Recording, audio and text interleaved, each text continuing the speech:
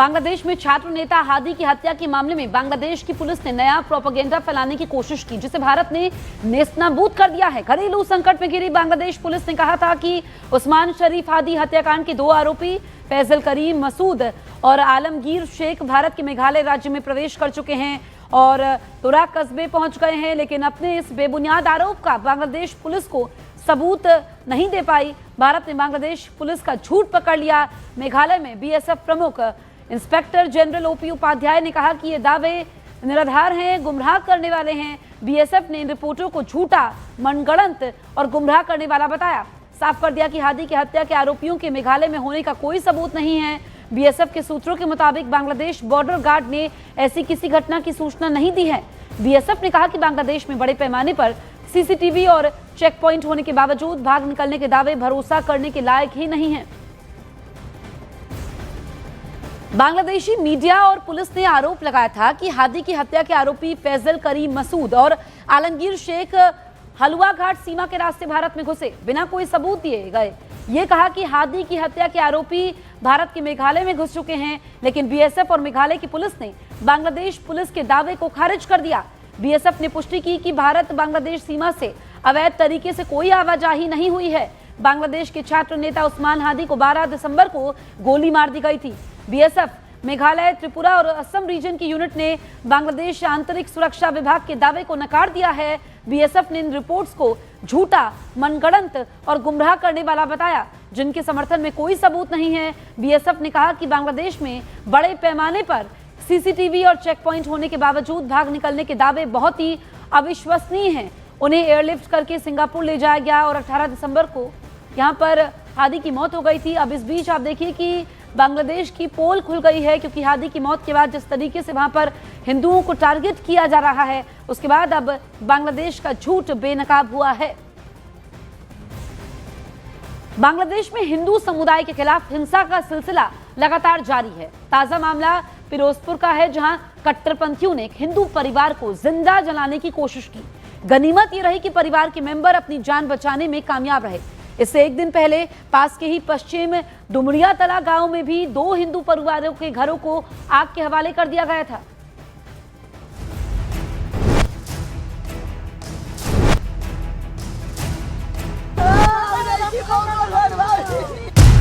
बांग्लादेश में नहीं थम रही हिंदुओं पर हिंसा। फिरोजपुर में हिंदू परिवार को जिंदा जलाने की कोशिश। बांग्लादेश में फिरोजपुर जिले में कट्टरपंथियों ने एक हिंदू परिवार को जिंदा जलाने की कोशिश की। 27 दिसंबर को फिरोजपुर के डुमुरिया गांव में उपद्रवियों ने पलाश कांति साहा के घर को घेर लिया, बाहर से ताला लगाया और फिर घर में आग लगा दी ताकि पूरा परिवार जिंदा जल जाए। गनीमत रही कि किसी तरह परिवार के सदस्य अपनी जान बचाने में कामयाब रहे। इससे एक दिन पहले ही पास के पश्चिम डुमुरिया तला गांव में 2 अन्य हिंदू परिवारों के घरों को भी आग के हवाले कर दिया गया था। हिंदुओं के खिलाफ साजिश पर बांग्लादेश सरकार की चुप्पी। यूनिट सरकार ने अल्पसंख्यकों पर हिंसा को अफवाह बताया। सच्चाई यह है कि जब फिरोजपुर में एक हिंदू परिवार की जान पर बनाई थी, उसी वक्त अंतरिम सरकार की ओर से सांप्रदायिक सौहार्द की बातें कही जा रही थी। भारत ने जब जलते घरों और बढ़ती हिंसा की तरफ ध्यान दिलाया, तो मोहम्मद यूनुस की नेतृत्व वाली अंतरिम सरकार ने इन घटनाओं को महज छिटपुट बताकर खारिज कर दिया। बांग्लादेश सरकार ने कहा कि वो देश की सांप्रदायिक सौहार्द की परंपरा को गलत तरीके से पेश करने वाले भ्रामक कथानकों को खारिज करती है। अलग अलग आपराधिक घटनाओं को हिंदुओं के सिस्टमेटिक उत्पीड़न के रूप में पेश किया जा रहा है। दुष्प्रचार का उद्देश्य भारत में लोगों को बांग्लादेश के खिलाफ भड़काना है। ऐसे बयानों से द्विपक्षीय विश्वास और मैत्रीपूर्ण संबंधों को नुकसान हो सकता है।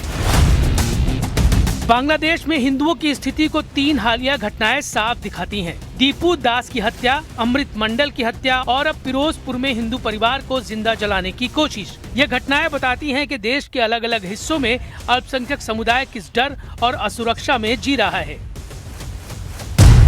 सुनियोजित तरीके से हो रही हिंदुओं पर हिंसा।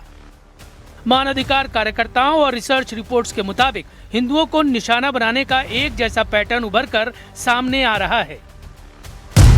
पहले सोशल मीडिया पर ईश निंदा के आरोप लगाए जाते हैं, फिर तुरंत गिरफ्तारी होती है। उसके बाद भीड़ इकट्ठा होकर हिंदू इलाकों पर हमला कर देती है।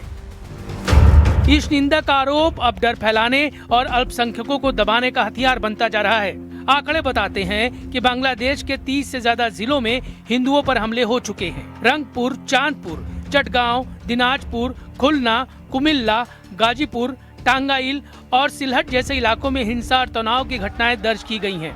लगातार सामने आ रही इन घटनाओं के बावजूद बांग्लादेश की अंतरिम सरकार सुनियोजित हिंसा से इनकार कर रही है।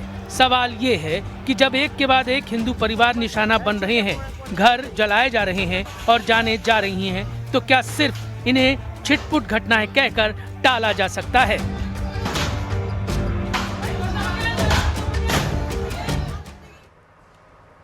बांग्लादेश में हिंदुओं की कथित हत्याओं और धार्मिक उत्पीड़न के खिलाफ देश भर में बढ़ते आक्रोश के बीच पाकिस्तान से विस्थापित लोगों ने सिविल लाइन क्षेत्र में जोरदार विरोध प्रदर्शन किया।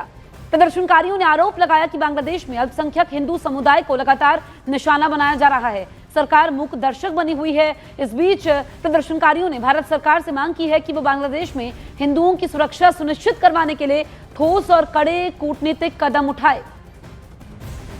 देखेंगे आप प्रोटेस्ट यहाँ पर लगातार चल रहा है। पीछे आप तस्वीरों में देखेंगे जो बांग्लादेश में हिंदुओं के ऊपर बर्बरता हो रही है, उसके विरोध में यहाँ पर ये सभी लोग यहाँ पर खड़े हैं और इनका ये कहना है कि सरकार को, खासतौर पर भारत सरकार को ये निवेदन किया गया है। दिल्ली में एलजी को ये ज्ञापन देने वाले अपनी मांगें यहाँ पर रखी हैं कि इस पूरे मसले पर तुरंत ही भारत सरकार को आगे आना चाहिए और वहाँ पर जो भी हिंदुओं के ऊपर यहाँ पर जो घटनाक्रम हो रहा है उसको रोका जाए, उसके लिए दबाव बनाया जाए। उसको लेकर भारी सुरक्षा बल भी यहाँ पर मौजूद है क्योंकि इनके प्रदर्शन को आगे ना जाने दिया जाए। इसको लेकर यहाँ पर पैरामिलिट्री फोर्सेस है, दिल्ली पुलिस के जवान हैं, सभी को यहाँ पर लगाया गया है ताकि यहाँ से आगे ये लोग ना जा सके। लेकिन फिलहाल दिल्ली पुलिस ने यहाँ पर सभी को रोका हुआ है और ये कहा गया है कि यहाँ से आगे एलजी आवास की तरफ वो नहीं जा सकते, अपना ज्ञापन वो जरूर दे सकते हैं।